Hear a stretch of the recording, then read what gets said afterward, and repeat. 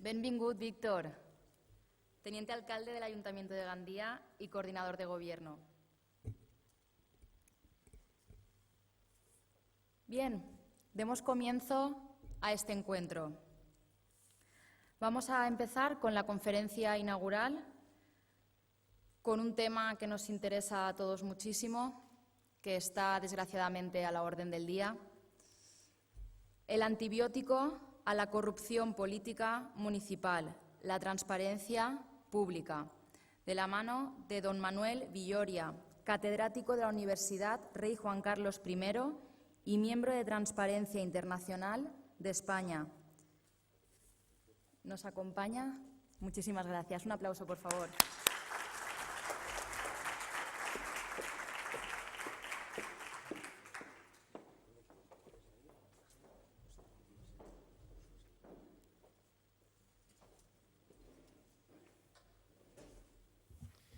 Bueno, buenos días de nuevo, buen día.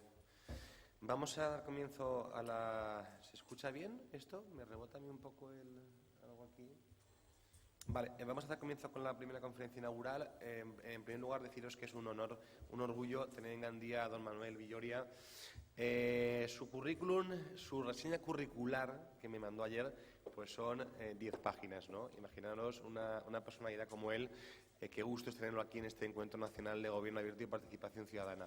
Por decir 4 cosas, lo conocéis de sobra, es catedrático de Ciencia Política en la Rey Juan Carlos de Madrid. Además, dirige un observatorio en buena gobernanza, es director de varios másters en su universidad y en la Ortega y Gasset.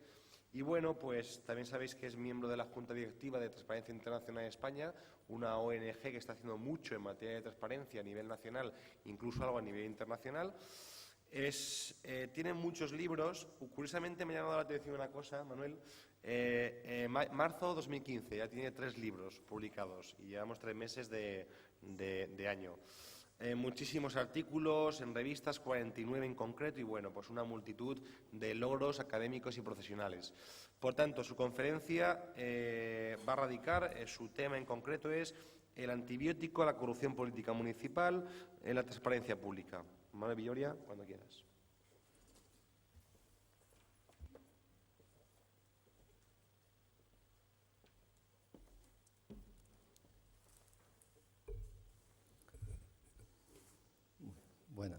Muy buenos días. Muchísimas gracias a los organizadores, a José Luis, a Lorenzo por la invitación. Muchas gracias al Ayuntamiento de Gandía por su apoyo. Y yo hace 41 años que no venía por Gandía. Imagínense ustedes el shock que me ha producido ver esta ciudad, lo que ha crecido, cómo ha cambiado. Y bueno, esto es un poco un símbolo también de un país que a pesar de todos los problemas que tengamos, ha progresado enormemente durante esta democracia. Yo quisiera hablar de corrupción brevemente y de los remedios para intentar afrontar este problema, esta infección. Por eso se habla de antibiótico, ¿no? Un antibiótico para luchar contra la corrupción puede ser la transparencia. Sí, vamos a ver en qué medida, cómo y en qué circunstancias. Yo creo que para empezar me gustaría usar una teoría muy famosa entre los politólogos, que es la teoría de las ventanas de oportunidad, para intentar explicar lo que estamos viviendo. Verán ustedes, todos los gobiernos tienen multiplicidad de problemas, muchos problemas a los que hacer frente. No pueden hacer frente a todos de golpe, tienen que establecer prioridades. ¿Cómo se establecen prioridades? ¿Cómo los gobiernos actúan resolviendo un problema y no otro, centrándose en un problema y no en otro, buscando soluciones a un problema y dejando a otro de lado? Pues esto se produce normalmente porque hay problemas que consiguen abrir la ventana de oportunidades. Hay políticas en las cuales, por una serie de circunstancias, se abren las ventanas de oportunidad y entonces lo que estaba a lo mejor en la agenda sistémica, en la agenda ciudadana, llega a la agenda del gobierno y empieza a resolverse. Para que las ventanas de oportunidad se abran se necesitan 3 corrientes, según la famosa teoría de Kingdom. Las 3 corrientes son, primero, que exista un problema; segundo, que existan soluciones; tercero, que exista voluntad política para resolverlo. Yo creo que voy a seguir un poco este esquema para intentar entender la preocupación por la transparencia y las políticas de transparencia que hoy en día tenemos en marcha. Entonces, la primera cuestión, ¿existe un problema? ¿Existe un problema al que tengamos que hacer frente? Vamos a ver el problema. Segundo, ¿existen soluciones a ese problema? Si el problema, como vemos, uno de los problemas fundamentales es la desafección, la corrupción y todo un conjunto de situaciones socioculturales que nos incitan a desconfiar de la política, de las instituciones y de los otros ciudadanos. Si existe ese problema, ¿hay soluciones? Bueno, vamos a ver, hay una serie de soluciones en el entorno internacional, en las universidades, en el conjunto de think tank que tratan estos temas y, finalmente, si tenemos problemas y tenemos soluciones, ¿ya está todo? ¿Ya está resuelto el problema? No, es evidente que se necesita finalmente también que haya voluntad política para implantar estas decisiones, para incorporar estas decisiones, estas posibles soluciones a la agenda gubernamental. Esa es esencialmente la teoría de Quindón y es lo que voy a usar un poco para explicarles lo que estamos viviendo. En primer lugar, problema. ¿Tenemos un problema de fondo? Sí, tenemos un problema profundo de desafección, de enfado, de indignación ciudadana como consecuencia de una serie de factores de los que ahora hablaremos. Los efectos están bien claros. Por una parte, en esto que llamamos la satisfacción con el funcionamiento de la democracia. En España hemos tenido una serie de años en los cuales la satisfacción con el funcionamiento de la democracia estaba a bastantes puntos por arriba de la media europea. Pero de repente, fíjense ustedes, a partir de 2009 sobre todo, la satisfacción con el funcionamiento de nuestra democracia decae profundamente y ahora estamos cerca de 20 puntos por debajo de la media europea. Esto no quiere decir que los ciudadanos españoles no creamos ni queramos la democracia, pero sí tiene que ver con algo muy importante y es que no nos gusta cómo está funcionando. Tenemos la sensación de que no funciona como debería funcionar. Los problemas de fondo, ahora iremos a ellos, tienen que ver con dos factores clave. Un primer factor clave es la crisis de performance, la crisis de rendimiento del sistema, como se ve por el desempleo elevadísimo, como se ve con la pobreza creciente, como se ve con la desigualdad irritante que existe en nuestras sociedades. Hay un problema de performance, pero también hay otro problema muy de fondo, que es el que casi nos trae aquí, que es un problema de moralidad, un problema de percepción de moralidad por parte de los responsables públicos. Es decir, que hay una sensación de que no actúan de acuerdo con los criterios morales que la ciudadanía les demanda. En segundo lugar, vean este gráfico. Yo creo que en esencia lo que verán en la línea azul es la confianza en el sistema gobierno y oposición, en la línea roja el indicador de satisfacción con la gestión del gobierno y en la línea verde el indicador de satisfacción con el principal partido de la oposición a nivel nacional. Estos datos ya desde 2008 aproximadamente nos indicaban que iba a haber una profunda crisis en el modelo bipartidista y que los españoles o por lo menos acusaban a los dos principales partidos de no estar a la altura de las circunstancias que demandaba el país.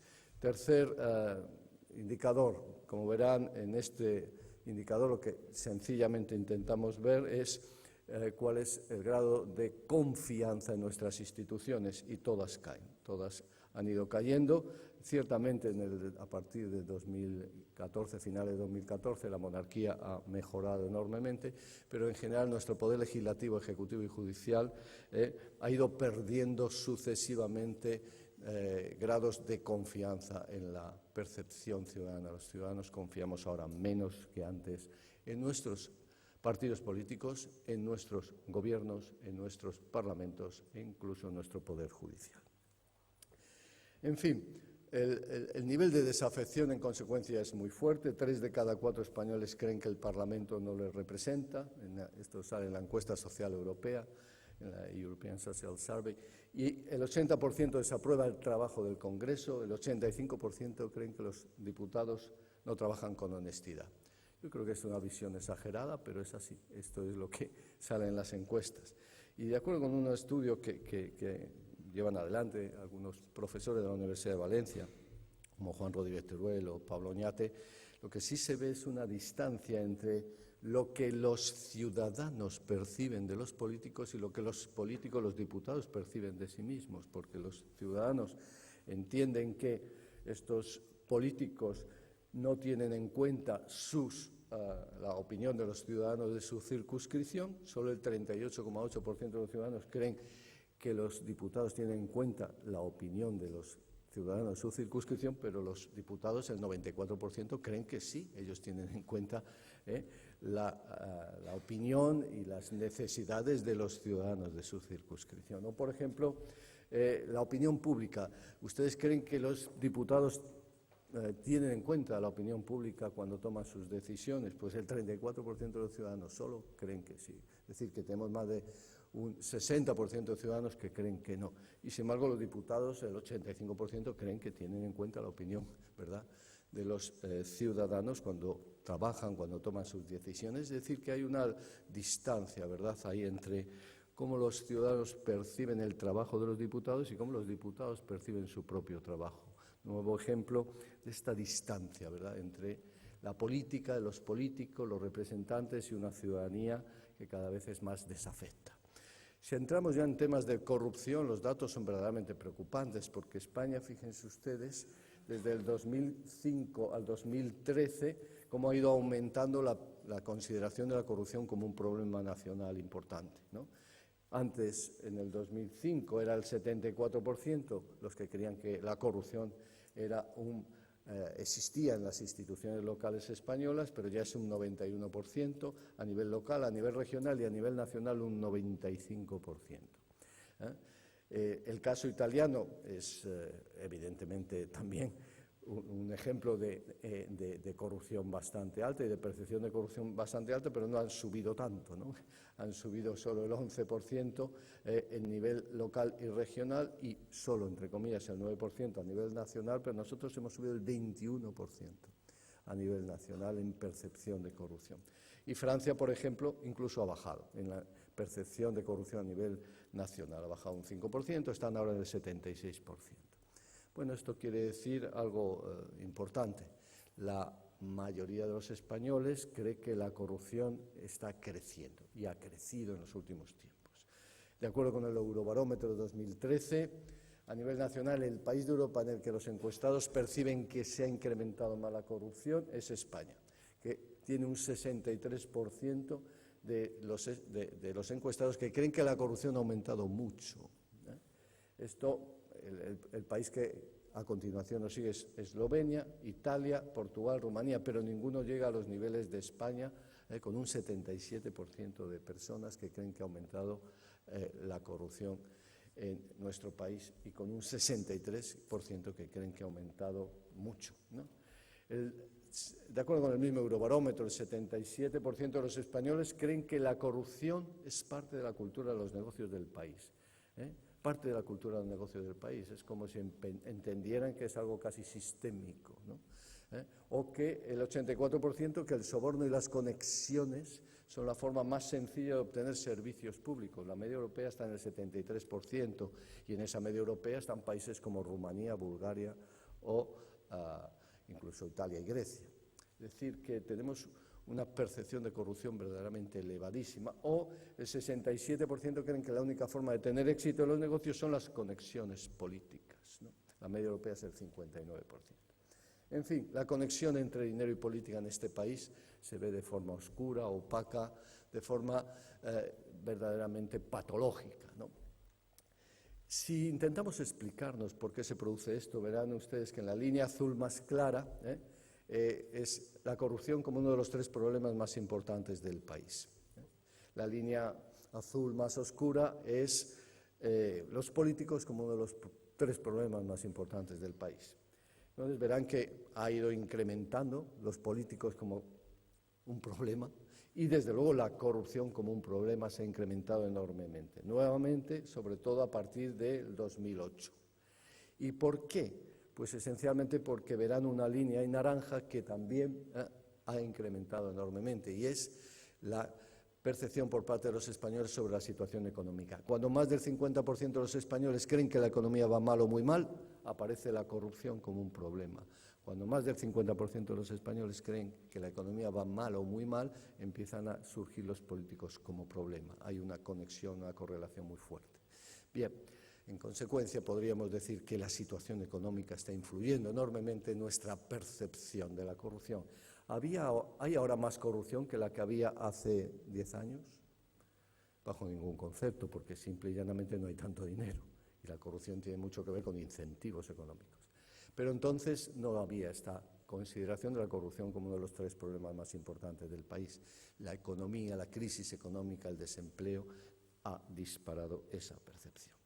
Bien, ¿y qué dicen nuestras empresas sobre el tema? Las empresas, fíjense ustedes, creen que la única forma de tener éxito en los negocios es haciendo uso de las conexiones políticas en un 52% de los empresarios encuestados en el último Eurobarómetro europeo. La media europea está en el 47%. El 88% creen que los sobornos y el abuso de poder están generalizados entre los políticos, el 88%. La media europea es el 70%. O que el favoritismo y la corrupción dañan la competitividad del país, el 93%, frente a una media europea del 73%. Es decir, nuevamente vemos esta percepción por parte de los operadores económicos, esencialmente los empresarios, de que el sistema está corrupto y de que el sistema no funciona. Bien, esto explica en gran medida esta visión española del lobby como algo oscuro, esta visión del lobby como algo casi conectado a corrupción, ¿no? Por esta opacidad y por esta visión general de que casi todo lo que tiene que ver con los negocios, con la relación entre política y dinero es oscura, es sucia y es, en consecuencia, objeto de corrupción. El 93% de los políticos españoles creen que el lobby no está suficientemente regulado en España y una parte de ellos creen que se va a regular. Bueno, lo cierto es que el 46% creen que la opacidad es el aspecto más negativo de la actividad del lobby. Bueno, y con esto ya vamos entrando en, oiga, ¿y usted por qué dice que la transparencia puede ayudarnos a salir de esto? Pues miren, esencialmente por ahora, porque como vemos, una parte importante de los problemas que tenemos en esta visión de la conexión oscura, sucia entre dinero y política tiene que ver precisamente con la opacidad. Si hubiera más transparencia, a lo mejor despejaríamos algunas de estas dudas, ¿no? Entonces tenemos unos problemas españoles, exclusivamente españoles, que tienen que ver con una terrible crisis económica, con una crisis de rendimiento, con un cansancio con el bipartidismo, con una sensación de que nuestro sistema ha dado respuesta al problema de la gobernabilidad, y es verdad, nuestro sistema ha dado respuesta al problema de la gobernabilidad. En España se puede gobernar. Quien gana las elecciones en España ha gobernado con bastantes posibilidades institucionales, controlaba en gran medida el legislativo, ha controlado casi en parte el Poder Judicial, no los jueces, pero sí en parte el sistema de ascenso en el Poder Judicial, ha controlado el Tribunal de Cuentas, ha controlado la Administración Pública, entonces tenía gobernabilidad, pero no tenía ni transparencia, ni rendición de cuentas, ni daba vías de participación, y eso es un ejemplo de por qué los españoles estamos tan enfadados también con el sistema, porque se empieza a exigir cambios profundos en el modelo institucional e incluso constitucional de España. Pero aparte de los problemas españoles tenemos causas globales. Nosotros no somos los únicos en el mundo que tenemos desafección. Ahora venía leyendo en el tren unas encuestas de Australia que me mandan unos compañeros de la Universidad de Melbourne, y efectivamente en Australia también hay problemas de desafección, de desconfianza. Los datos en Estados Unidos lo indican. En general en el mundo hay un problema. Los parlamentos difícilmente controlan a los gobiernos. Ciertamente en los regímenes parlamentarios, aunque parezca mentira, menos que en los regímenes presidencialistas donde hay clara división, como en Estados Unidos. Pero los gobiernos sabemos que no deciden nacionalmente en una gran parte de sus temas esenciales. En una economía globalizada los gobiernos están sometidos a esta presión brutal por parte de los mercados para que actúen de acuerdo con una serie de criterios normalizados y estandarizados en políticas macroeconómicas. Hay un descenso de confianza en los partidos, en general, en todo el mundo. En España, desde luego, tienen que ver con esa que tienen los partidos para representarnos hoy en día, con esa idea de que no expresan ciertamente el pluralismo político, suficientemente el pluralismo político. Nuestro sistema en este sentido es especialmente claro, dada la tendencia mayoritaria de nuestro régimen electoral y el hecho de que una gran parte de los ciudadanos hasta hace poco sentían que no tenían a quién votar. Bien, otro elemento es que hay nuevas vías de rendición de cuentas a través de las nuevas tecnologías de información y comunicación. La ciudadanía dice, oiga, si hay nuevas vías para que ustedes me expliquen las cosas y se expliquen por qué no las usan, que hay nuevas vías de participación también a través de las nuevas tecnologías de información y comunicación, que ciertamente el poder en la sociedad red está cambiando profundamente.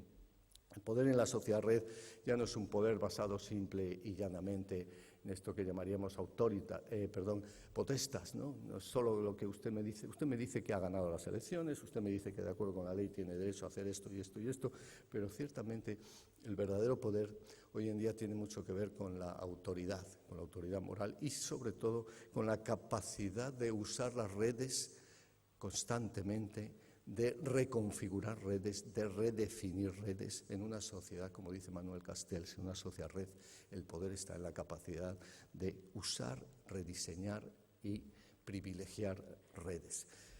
Esto, claro, da lugar a nuevos actores políticos que hasta ahora no eran considerados y que son clave en este nuevo entorno político, desde sociedad civil a los propietarios de estos canales, puede ser Google o pueden ser tantos y tantos otros, y desde luego los grandes propietarios de los grupos multimedia.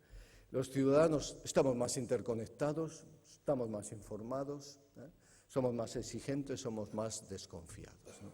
Es obvio que ustedes ahora mismo, cualquiera que tenga un smartphone, como decía el otro día The Economist en el editorial, tiene usted en sus manos más información que tenía la NASA para mandar al hombre a la Luna en los años 60, en un smartphone. Es decir, que tenemos una información extraordinaria y eso nos da, pues bueno, una creencia de que tenemos más capacidad de controlar al poder y de que podemos exigirle más. Somos además más desconfiados porque damos por supuesto que una gran parte de los problemas que existen tienen que ver con la baja competencia y la baja capacidad de nuestros gobernantes. Hay una desigualdad creciente, las tendencias a la desigualdad económica son brutales, surgen nuevos focos de pobreza y esta tendencia a la desigualdad económica, también estudiada últimamente por Piketty y por tantos autores, genera algo muy importante en una democracia que es desigualdad política.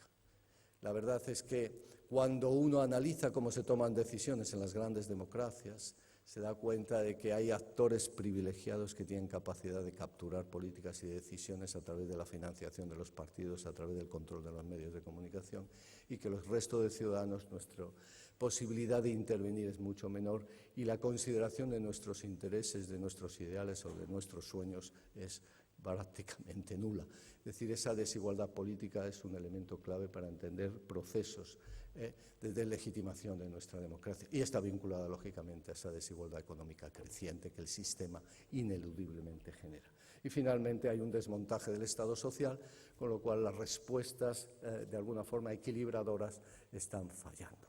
Todo esto en su conjunto creo que nos indica que tenemos un problema muy serio. ¿Es la transparencia la solución?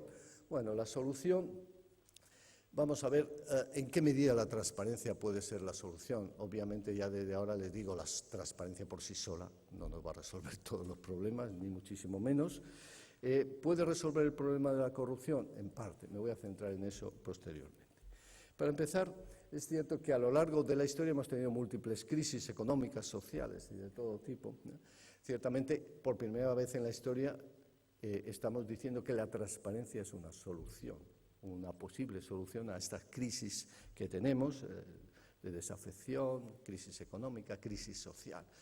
Todo esto tiene su origen, lógicamente, en la Ilustración. Si ustedes recuerdan a don Immanuel Kant, ya decía aquella frase, atrévete a pensar, y la idea de la Ilustración precisamente como siglo de las luces implica hay que abrirse, hay que dar luz, hay que generar transparencia. Posteriormente, los propios resultados de la Ilustración escocesa, cuando se ven en el pensamiento utilitarista, Jeremy Bentham decía aquella famosa frase de cuanto más te observo, mejor te comportas, y esa presión por la a través de la observación sobre el comportamiento de los presos, que era lo que él pensaba cuando generó sus famosos panópticos, esas cárceles que desde un punto se podía observar a todos los presos. Bueno, esa teoría, cuanto más te observo, mejor te comportas, está detrás también, ¿verdad?, de esta idea de fondo de que a través de la transparencia podemos mejorar el comportamiento de nuestros representantes y el nuestro propio, ¿no? Sin embargo, si ustedes analizan la historia, la crisis del 29 se resolvió o se intentó resolver a través de algo terrible que fue el nacionalismo y las guerras. La crisis del 93, que fue una crisis que en España también nos afectó, la respuesta esencialmente fue a New Public Management y sobre todo privatizaciones, ¿no?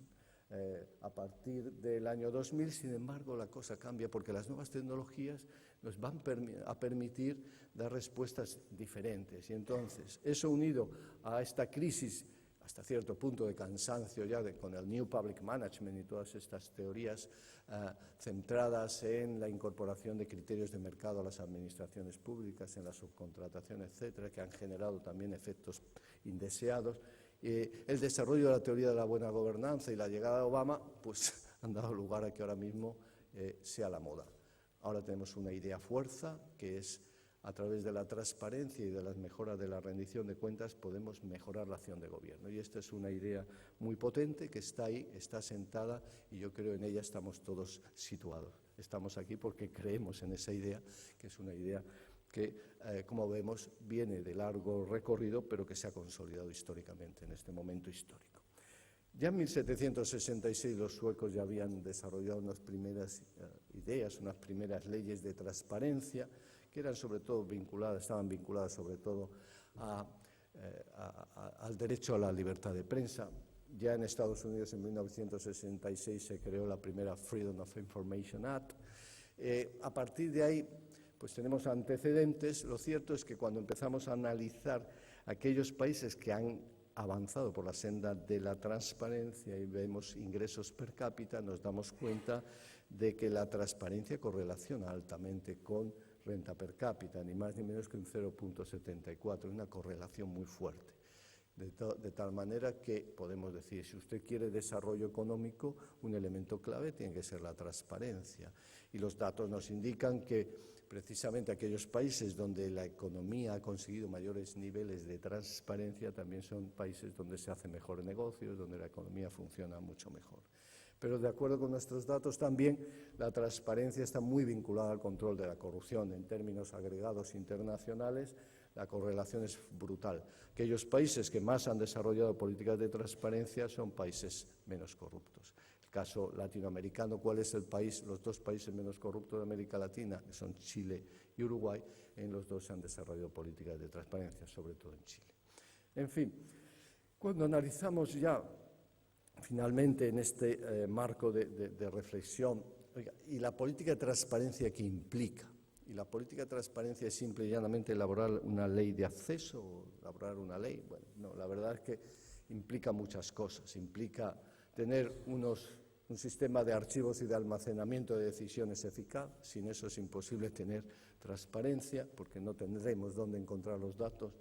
Una simplificación de normas y de procedimientos, es decir, que hay políticas vinculadas a la transparencia como la de simplificación de normas, las políticas de better regulation, que son muy importantes, la interoperabilidad eficaz de los sistemas, cosa que en nuestro país es complicada, pero que creemos que es fundamental para que esto funcione, la garantía de agilidad en la provisión de información y en el tratamiento de la misma, la reutilización de los datos, otro de los grandes retos para conseguir que las políticas de transparencia funcionen, que haya incentivos al cumplimiento y también sanciones adecuadas en caso de incumplimiento. ¿Qué pasa si un ayuntamiento no cumple con los requisitos de la ley de transparencia, con los requisitos básicos? Pues, ¿qué pasa? Bueno, pues tendremos que tener algún sistema de sanciones eficaz frente a este tipo de comportamientos. Bueno, complicado, pero quiero que se queden con la idea de que es necesario tener incentivos y desincentivos para que esto funcione, porque los seres humanos en gran medida actuamos sobre la base de incentivos y desincentivos. un buen procedimiento de solicitud, de demanda, de quejas y recursos, una formación de los funcionarios afectados que no solo sea legal, sino también en valores, y esto es un elemento que estamos viendo claramente en la Administración General del Estado, la dificultad que tienen muchos funcionarios para poner información, porque parece como si le arrancaras el alma cuando le quitas un documento y lo pones en la web. Es un cambio cultural importantísimo que estamos en ello, un presupuesto suficiente, un órgano político impulsor que tenga fuerza. Es decir, si en un ayuntamiento el alcalde asume ese liderazgo en materia de transparencia, es mucho más fácil que la cosa funcione que si lo asume un técnico con muy buena voluntad, ¿no? Que luego haya un órgano central gestor del sistema con medios, independencia, transparencia. En el caso del Estado tenemos el Consejo de la Transparencia, que bueno, empieza a funcionar con dificultades, pero también sabemos que con una independencia relativa, una adecuada gestión y cooperación de las plataformas públicas, una adecuada gestión de la comunicación con las redes sociales, tanto los tweets, con los diferentes instrumentos que hoy tenemos en las nuevas tecnologías, una estructura organizativa y técnica que permita la adecuada implantación, cuál es el órgano encargado, quiénes son los funcionarios, dónde están, cuántos medios tienen, cómo se estructura el sistema, y luego vías para la participación ciudadana, y con eso ya damos el salto a la última parte de mi intervención, y no dejar fuera la regulación del lobby, conectar de alguna forma con la regulación del lobby el sistema, ¿no? Y finalmente habrán visto ahí esta idea del Open Government. Yo creo que si me dicen, oiga, ¿cuál es la mejor política para luchar contra la corrupción? Pues yo diría que hay muchas, ¿no? Pero desde luego el Open Government creo que es un instrumento muy, muy interesante. El Open Government implica dar un salto más allá de la transparencia, implica, esto es una foto del Steering Committee del Open Government Partnership con sus miembros, y el Open Government implica un salto cualitativo, porque gracias a las nuevas tecnologías de información y comunicación, pues podemos empezar a conectar varias cosas. Primero, la transparencia, dar información sobre las actividades gubernamentales, que sea abierta, que sea comprensiva, que sea puntual, que sea disponible libremente por el público, de acuerdo con unos datos y unos estándares básicos de datos abiertos, es decir, que sean datos legibles por base de datos legibles por máquina, pero al mismo tiempo la participación ciudadana. Conectamos ya participación con políticas de Open Government. Ya no se trata solo de la transparencia, sino de incorporar participación. Los gobiernos deben movilizar a los ciudadanos para que participen en el debate político, para que contribuyan a esta gobernanza mucho más responsiva, es decir, que responde, que da respuesta, que sea innovadora, que sea efectiva. Tercero, la rendición de cuentas efectiva. Es decir, deben existir reglas, regulaciones, mecanismos para que los actores públicos justifiquen sus acciones, pero además actúen en consecuencia y actúen de forma adecuada a las críticas que se les hacen, acepten las consecuencias de los incumplimientos con leyes o compromisos. Y cuarto, la tecnología e información. Los gobiernos aceptan que hay que proveer a los ciudadanos de las mejores tecnologías, las tecnologías que les permitan a estos ciudadanos participar, colaborar, insertarse en la acción de gobierno. Estos 4 elementos son hoy en día claves para entender este Open Government, que yo creo que sí empieza a ser una respuesta bastante sólida frente a los problemas de desafección y deslegitimación existentes. Ahora bien, ¿qué hemos aprendido también de las políticas de Open Government? Desde luego, cuando analizamos todo el trabajo del partenariado del Open Government, pues que si usted quiere iniciar políticas y desarrollar políticas adecuadas de Open Government, tiene primero que involucrar a los ciudadanos, lo cual no es sencillo. La involucración de los ciudadanos en una ciudad como Gandía, que ya es media grande, pues es complicado. En Madrid es más complicado, a nivel nacional es muchísimo más complicado, ¿no? Involucrar a los ciudadanos. Muchas veces se están poniendo instrumentos, pero los ciudadanos no los usan. Y entonces necesitamos intentar convencer a los ciudadanos de que ustedes tienen que participar, y no solo participar cuando es algo que les afecta personalmente, que ese es el gran problema de nuestra participación. Es evidente que si va a pasar una carretera por delante de mi casa, me pongo ahí con la pancarta, pero si va a pasar por 2 kilómetros, me es indiferente, aunque atraviese un bosque, ¿no? Entonces, este es un tema fundamental.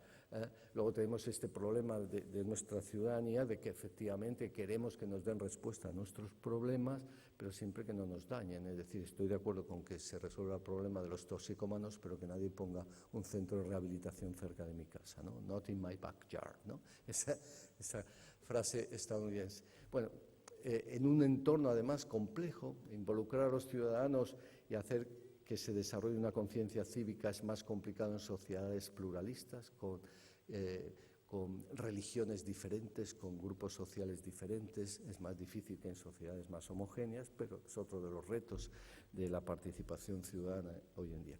Pero al mismo tiempo hay que reformar la legislación para crear precisamente un ambiente que sea favorable a las organizaciones de la sociedad civil. La sociedad civil puede crecer por sí misma, pero no es sencillo. Necesita apoyo legislativo, no tanto el apoyo económico, que también, pero yo creo que no hay que crear organizaciones de la sociedad civil que sean como grupos de funcionarios de segunda fila, ¿no? Porque la sociedad civil debe buscar sus propias vías de financiación, debe buscar también su propia forma de subsistir, pero desde luego hay que ayudarles a través de la legislación para que tengamos una sociedad civil activa y participante. Una vez que hemos desarrollado estas políticas iniciales, involucrar a la ciudadanía, hacerle ver el problema, ayudarles a través de la normativa, incluso por la vía fiscal y por ciertas vías, para que puedan desarrollarse una sociedad civil activa. Hay que desarrollar alianzas entre las agencias de gobierno y los grupos de la sociedad civil más implicados en las políticas, desarrollar alianzas claras, bien definidas, promover el uso de las herramientas digitales por parte de esta ciudadanía, múltiple, plural, compleja, ¿no? Crear mecanismos destinados a fortalecer la legitimidad del gobierno a través, obviamente, de políticas de integridad, códigos éticos, resolver los problemas de conflictos de intereses, las revolving doors y tantas cosas, y incentivar la legislación y las directrices sobre consultas ciudadanas. Hay que dar más vías de consulta a los ciudadanos, ¿no? Vías para que los ciudadanos empiecen a asumir todas esas posibilidades que les da las nuevas tecnologías. Porque desde ahí, desde la consulta, pasaremos desde luego finalmente a la implicación y finalmente a dar ese empowerment, a dar ese poder a los ciudadanos para que actúen por sí mismos, ¿no? Finalmente, los pasos avanzados, hay que asegurar los recursos necesarios para que el Open Government funcione, los recursos económicos, los recursos financieros para que todo este sistema funcione, pero además hay que conseguir promover las competencias para que nuestros funcionarios y nuestros directivos sepan trabajar en este nuevo entorno. Necesitamos cambiar la mente de nuestros funcionarios, de nuestros políticos y de nuestros directivos. La gente tiene que empezar a cambiar la forma de entender, esta gente que está en el gobierno, su relación con la ciudadanía, su relación con la sociedad civil. Y finalmente hay que intentar que los más débiles, los más desprotegidos, aquellos peor organizados también participen. La tendencia de una participación sin control equitativo es que siempre participan los mismos, los mejor organizados y los más fuertes, y los más débiles siguen quedándose fuera. Que participen los niños, que participen los jóvenes, que participen los sectores sociales más excluidos. Ese es uno de los retos de estas políticas de Open Government. En total, creo que el Open Government permite pasar de la transparencia pasiva o del derecho de acceso a la transparencia activa y luego a una transparencia colaborativa en la cual ciudadanía y gobierno empiezan a crear juntos información que es útil para la sociedad, que en materia de rendición de cuentas pasamos simplemente de informar a un elemento muy importante que es justificar y explicar y finalmente a asumir responsabilidades. Los gobiernos tienen que asumir responsabilidades. Si se equivocan, alguien tiene que explicar por qué se ha equivocado y alguien tiene que asumir esa responsabilidad. Y en materia de participación, tenemos que pasar de informar y consultar a, como decía antes, permitir que los ciudadanos ya colaboren en la acción de gobierno y finalmente darles el empowerment para que muchas de las cosas que antes hacíamos desde el gobierno empiecen a hacerse desde la sociedad civil, desde los propios ciudadanos. Finalmente, ha llegado, todo esto que yo estoy contando es ciencia ficción, los ciudadanos no han asumido esta visión que estamos ofertando. Yo creo que es curioso ver cómo la ciudadanía ha cambiado enormemente en su percepción de la transparencia, en la importancia que le dan, en la participación. Para empezar, es cierto que el uso de la administración electrónica empieza a ser generalizado. El 65,2% de los ciudadanos son usuarios de la administración electrónica. Han tenido información a través de las webs, ¿no? Es cierto que vivimos en esa esquizofrenia. Por una parte, 3 de cada 4 encuestados dicen que España es un buen lugar para vivir. Obviamente, si estás en Gandía serían 4 de cada 4 casi, pero el 73,2% considera que la situación de España es, sin embargo, mala, muy mala. El 65% considera que la calidad de los servicios públicos es buena, muy buena, pero el 63% no confía en las administraciones públicas, ¿eh? De nuevo, tenemos ese arrastre, ¿no?, de desafección, de desconfianza, pero luego las cosas tampoco son trágicas y brutales en esa materia, ¿no? Se ha avanzado mucho en las nuevas tecnologías, en la capacidad del gobierno de acercarse y de dar ciertos servicios a los ciudadanos, sobre todo los de recaudación de impuestos. El uso y demanda de la administración electrónica. Pues ven ustedes que el 84% de los ciudadanos confía en las webs institucionales, incluso aquellos que no la han usado. 84%, el 71% cree que las webs son cómodas, que de alguna forma se puede trabajar con ellas, y el 74,5% tiene intención de usar las webs institucionales. ¿Cuáles son los trámites? Pues normalmente los trámites más realizados son las citas para gestiones con la Seguridad Social, con el desempleo, las declaraciones de la renta, el pedir cita médica.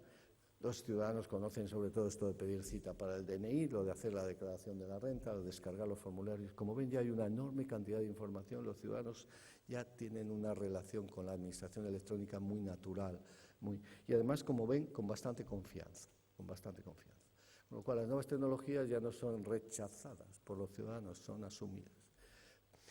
Bien, dicho esto, el 95%, algo que no había dicho, de los ciudadanos recomiendan el uso de las web institucionales.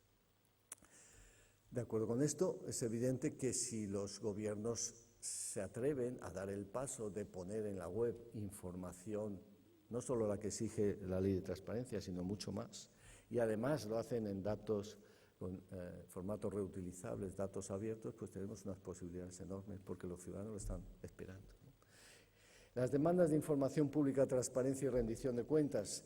El 70% de los ciudadanos consideran que la transparencia mejoraría la eficiencia de las administraciones públicas y el 72% que mejoraría la confianza en el gobierno. La transparencia ha llegado. Los ciudadanos la asumen como un valor asumible, como un valor que defienden, como un valor que promueven. Y ahí, ¿qué es lo que les preocupa sobre todo a los ciudadanos de la transparencia? ¿Cómo se gasta mi dinero? Eso es lo esencial. Oiga, ¿cómo se gasta usted mi presupuesto y cuáles son mis derechos y obligaciones? Y a partir de ahí, bueno, el gasto público, información sobre la calidad de los servicios disponibles, todo es muy parecido. Los ciudadanos sobre todo quieren saber cuáles son sus derechos, denme usted información y dígame cómo se gasta el dinero de los presupuestos, ¿no? Y finalmente, en participación ciudadana, hay una parte importante de los ciudadanos que usan Internet para tener información política. Hay un 91% que considera necesaria la participación de los ciudadanos en los asuntos públicos, fíjense, el 91%. Luego no participa en ese 91%, obviamente, pero la tendencia, ¿no?, la percepción y sobre todo la actitud es positiva, ¿no?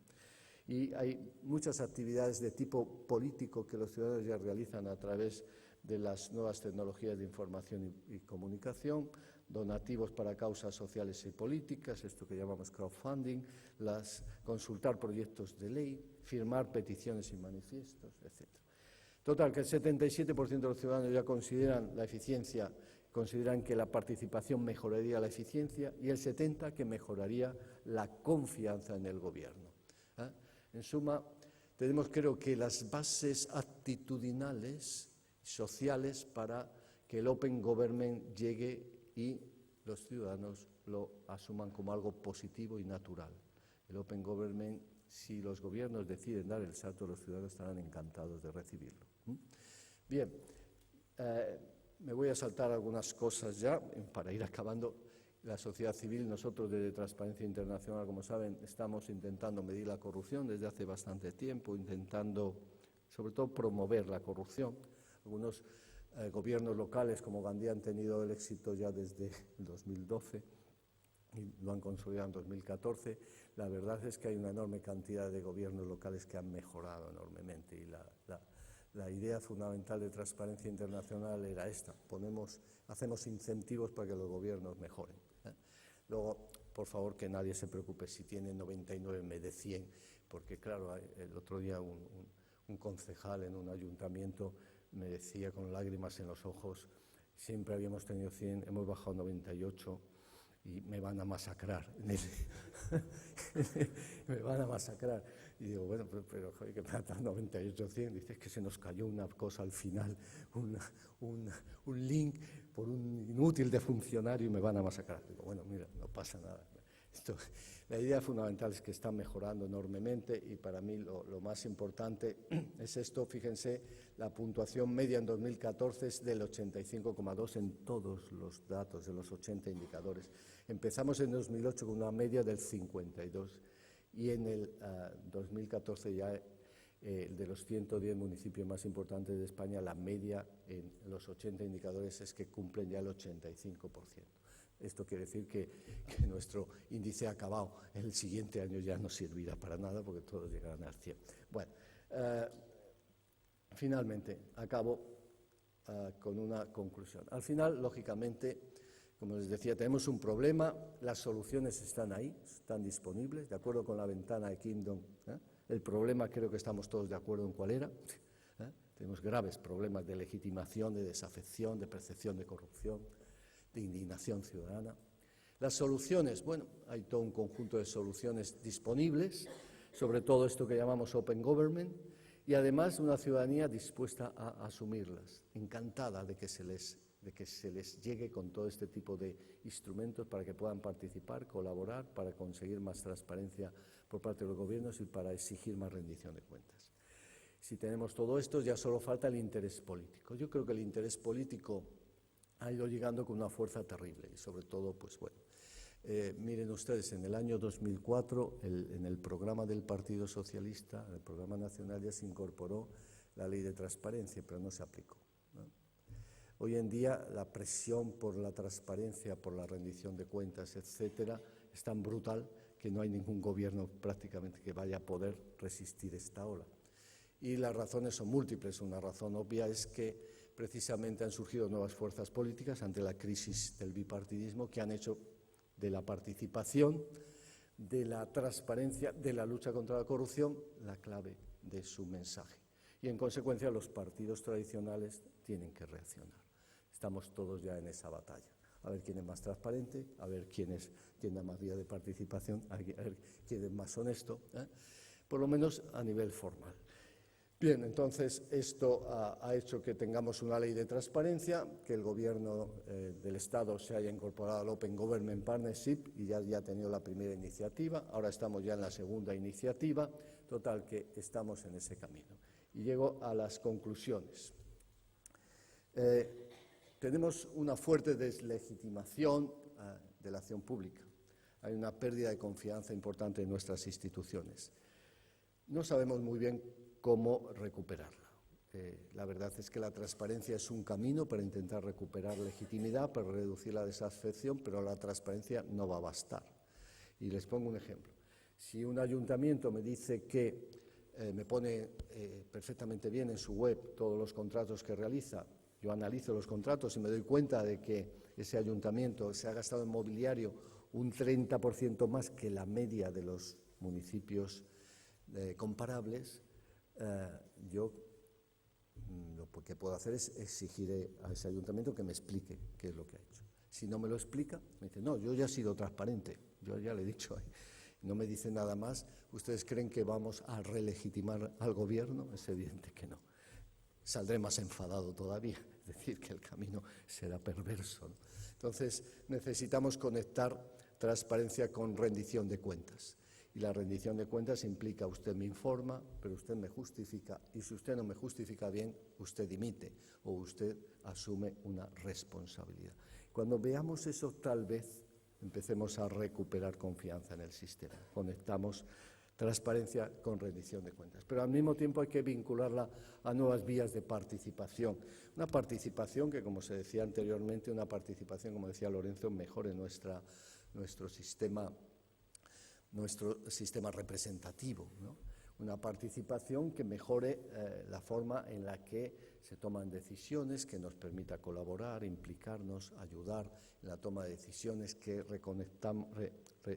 recuperemos este elemento clave de la democracia, que es la igualdad política, o nos acerquemos a ello, que consideremos la opinión de todos los ciudadanos cuando se elaboran leyes, cuando se toman decisiones, la opinión o por lo menos los intereses básicos de la ciudadanía. Entonces la participación es fundamental, pero yo entiendo que la participación funciona cuando va vinculada a una deliberación, y a unos resultados tangibles, eficaces, ¿no? La participación basada en la emotividad, la participación basada en el aquí y ahora, creo que es peligrosísima. Y creo que las nuevas tecnologías de información y comunicación nos dan vías tanto para hacer una participación deliberativa, seria, rigurosa, como para hacer participación populista y basada en la inmediatez, que creo que es evidente que es muy peligrosa. Si ahora mismo hiciéramos un referéndum, probablemente cerraríamos todas las líneas low cost, ¿no? Luego, claro, dentro de un tiempo, cuando empezáramos a pagar unos billetes carísimos y la gente no pudiera bajar, pediríamos que surgieran de nuevo las líneas low cost. Mientras tanto, habría que indemnizar a las líneas low cost y generaríamos un grave problema. Es decir, que la participación exige deliberación, y deliberación implica una actitud de escuchar al otro, una actitud de recoger el máximo de información, de intentar ser racional y razonable. Finalmente, en la lucha contra la corrupción todo esto nos ayudará. Sí, pero hay datos que ayudan a luchar contra la corrupción y hay datos que son menos importantes. Hay que focalizarse en lo esencial cuando usamos la transparencia, los datos abiertos, hay que focalizarse en lo esencial. A mí no me importa tanto cuál es el organigrama del ayuntamiento, pero sí me interesa mucho más cuáles son los contratos menores, a quién se le han dado y a qué precio, ¿no? Y finalmente, que nada funciona sin una sociedad civil activa y participante. Y yo creo que ahí está uno de los grandes retos de nuestra democracia, que es generar una sociedad civil que se implique, que consigamos tener auditores desde los sofás de nuestras casas, consigamos tener gente que de alguna forma asume su compromiso cívico y empieza a preocuparse por mejorar los servicios públicos, por colaborar con los gobiernos y por hacer real el gobierno abierto. Pues nada más, muchas gracias y si hay alguna pregunta quedo a su disposición.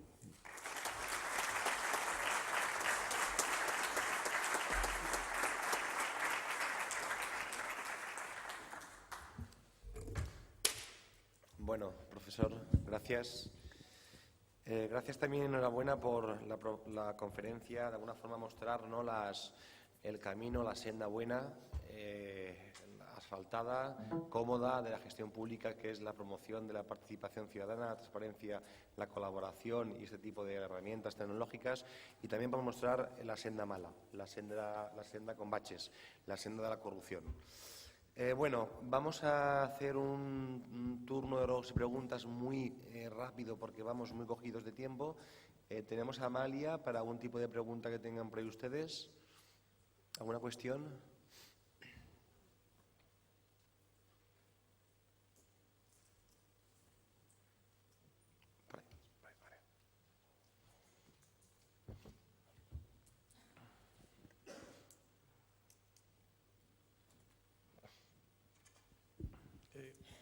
Muchas gracias. Quería preguntarle, me ha gustado mucho, he llegado tarde, pero me ha gustado mucho la conferencia, es un tema que me interesa. Quería preguntarle, cuando uno habla de participación ciudadana, quizás sea un poco, cuando pagamos los impuestos, yo considero que también participamos. O sea, nadie piensa que eso es participación, pero cuando a mí desde el ayuntamiento me cobran el IBI, yo considero que eso también es participación. No es una participación quizás voluntaria y consciente, pero sí que de alguna manera estoy participando. Entonces, quizás en vías de participación no siempre tienen que ser voluntarias y no tienen que ser, no sé, muy de que los ciudadanos libremente quieran asumir, sino que quizás también habría que contemplarla desde ese punto de vista. Y sobre todo creo que es muy importante fomentar la participación democrática en los colegios y ya desde pequeños en los niños, que creo que no están enfocados a participar, están enfocados a tenerlos quietos, y eso haría mucho por el que los adultos luego y los adolescentes asumieran la participación de otra forma. Gracias.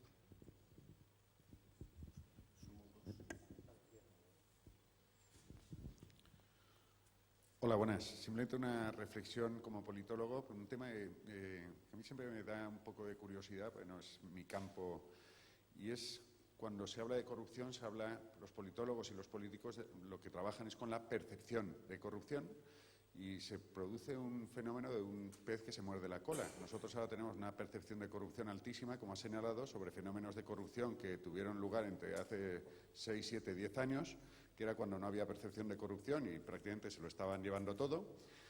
Y las reacciones políticas a esa percepción de corrupción, que es con la que hemos de trabajar ahora, pues son normas, leyes y algunas políticas que, además, por el ritmo que tienen, pues los efectos que puedan producir estas nuevas normas, que se están preparando unos paquetes de medidas de regeneración democrática, anticorrupción, etcétera, cuyos efectos suelen ser a partir de 3, 4, 5, 6 años. Que probablemente, y si Dios quiere, será cuando la economía vaya bien y la corrupción ya no sea un problema. Y entonces no sé politológicamente cómo se come esto de vivir en estos momentos la corrupción de hace 10 años, etcétera. Muchas gracias. ¿Alguna pregunta más para hacer el...? Vale, 2 más y responde el profesor.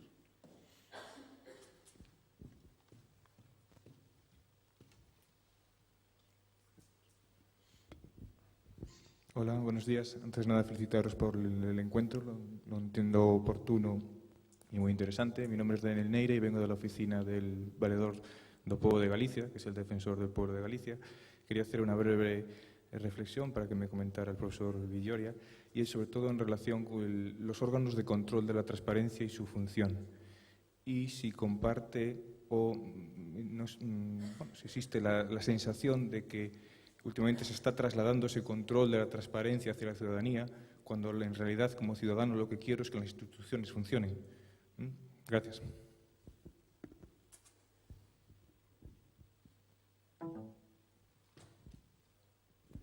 Hola, buenos días. Yo, solo quería comentar, después de escuchar la conferencia, unas reflexiones que me hago. O sea, la transparencia entiendo que debería ser algo con lo que deberíamos convivir, porque refleja que los gobernantes no esconden nada a los ciudadanos. Desde el momento en que tú preguntas algo y parece que la información, cuando debería ser algo que demostraría que se gobierna haciendo las cosas bien. Lo otro, la falta de transparencia, lo que demuestra es lo contrario, ¿no? Y entiendo que debería ser algo habitual y con lo que deberíamos vivir en los gobiernos. Por otra parte, el tema de la participación sí que me plantea más dudas, porque entiendo que la participación en alguna manera refleja que los políticos no lo están haciendo bien. Cuando se reclama a la ciudadanía, es verdad que por una vertiente, la vertiente de las asociaciones, pueden hacer una labor muy importante y sirven como interlocutores válidos a la hora de establecer políticas. Pero a los ciudadanos a veces nos planteamos, con la vida que llevamos, se nos está pidiendo que conozcamos sobre urbanismo para tener participación en un plan general, pues igual los que tienen que estar formados y preparados y a los que pagamos para que decidan bien las cosas son los que están haciéndola, ¿no? Y cuando ya se ve la participación, ha apuntado 2 cosas que estoy totalmente de acuerdo. Muchas veces la participación, por una parte, los ciudadanos con la vida que se lleva actualmente entiendo que no tienen ni tiempo, ni ganas, ni la preparación suficiente. Y por otra parte, muchas veces también responden a unos intereses personales o particulares que lo que hacen muchas veces es complicar la toma de decisiones, ¿no?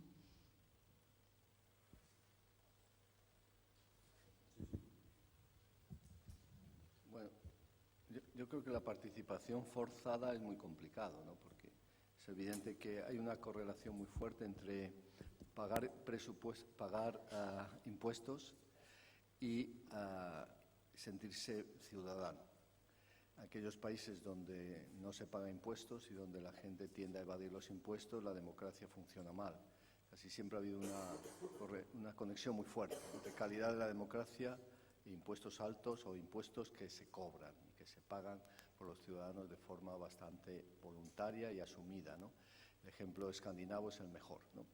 Pero, sin lugar a dudas, también la clave del futuro tiene que empezar en los colegios y desde pequeños los niños tienen que asumir sus obligaciones cívicas y entender, por ejemplo, que tienen que pagar impuestos, entender que deben cumplir las reglas de tráfico, entender cuál es el problema de la corrupción y lo que genera para el país. Es decir, hay todo un conjunto de elementos que a través de una buena educación para la ciudadanía creo que podríamos empezar a generar actitudes para un buen ciudadano. Uno de los problemas de las democracias normalmente es tener ciudadanías que tienen las preferencias negativas, preferencias patológicas. Entonces, ¿cómo conseguir que la ciudadanía tenga las buenas preferencias? Es un elemento clave para que un país funcione. Si la gente prefiere la guerra a la paz, si prefiere incumplir la ley a cumplirla, pues mal va el país. Entonces, generar las preferencias adecuadas es un elemento clave de cualquier democracia. Sobre medición de corrupción, efectivamente, el tema daría para una ponencia. Yo he trabajado mucho sobre este tema y me dedico a medir corrupción y la verdad es que la medición objetiva es imposible porque tendríamos que ver causas abiertas, escritos de acusación, juicios orales, sentencias y eso en España no lo sabemos. Llevamos 3 años tratando de conseguir esa información. Es dificilísimo. A lo mejor este año al final podemos tener alguna primera información en la historia de España sobre datos de corrupción, pero en todo caso nos dice los datos de España y lo que realmente te explica si un sistema judicial funciona o no, no cuánta corrupción hay, porque hay países donde probablemente no se persiga el delito de corrupción, pero haya corrupción generalizada, entonces hay impunidad simple y llanamente. Entonces, la medición objetiva es muy complicada y la comparación objetiva es complicada. Las encuestas de victimización, que es el otro método, usted o alguien de su familia ha tenido que pagar un soborno en los últimos 12 meses, como pregunta típica, también tiene sus dificultades, nos da otra información. Ahí los datos de España, como bien sabes, son de que en España se pagan muy pocos sobornos, no muchos más que en Alemania, igual o menos que en Francia, igual o menos que en Italia. En fin, desde esa perspectiva lo que nos indica los datos es que nuestra administración en general es honesta, ni nuestros médicos, ni nuestros maestros, ni nuestros policías cobran sobornos y eso es muy importante. Pero el último elemento es la percepción. Y la percepción, lógicamente, tanto la percepción de expertos, y ya no digo la percepción de ciudadanos, tiene varios problemas. Uno es la reificación, es que no tenemos, hablamos de corrupción, pero no tenemos un concepto. Cada uno entiende por corrupción una cosa. Entonces, cuando le preguntan, ¿hay mucha corrupción? Uno te puede decir muchísima, porque incluye en la corrupción hasta que el gobierno mienta, ¿no? Que el gobierno incumpla el programa electoral, eso es corrupción. Y otros, sin embargo, son mucho más exigentes y van solo a corrupción, son sobornos. Bueno, total, ese es el primer problema. El segundo problema que tenemos en medición de corrupción por vía de percepción es el que tú dices, que es lo que técnicamente se llaman los lag effects, es decir, que cuando lanzas programas de lucha contra la corrupción empieza a surgir muchos casos y entonces la gente cree que hay más corrupción que cuando antes no luchabas contra ella y había ciertamente más. Y luego el otro elemento es el efecto eco, que lógicamente cuando empiezan a salir muchos datos en la prensa, y en España solo en los 2 últimos años creo que ha habido en el país y en el mundo cerca de 4.000 noticias de corrupción, si contamos todas las que aparecen en páginas interiores, etcétera, pues fíjate, claro, es un eco que afecta a todos y nos hace creer a lo mejor que hay más corrupción ahora de la que había antes. Entonces, mucho cuidado con las encuestas, que hay que intentar mezclar de todo para tener una información mínimamente sólida. Y luego, efectivamente, los órganos de control de transparencia. No he entendido muy bien, pero creo que es cierto que los ciudadanos quieren que las cosas funcionen. eso es cierto, pero que funcionen no solo en productos, sino también en cómo se hacen las cosas. Es decir, hasta ahora la forma de legitimarse nuestros gobiernos era, bueno, esencialmente te doy más derechos, me gasto más, te construyo nuevos autopistas, invierto en infraestructuras y así estarás contento.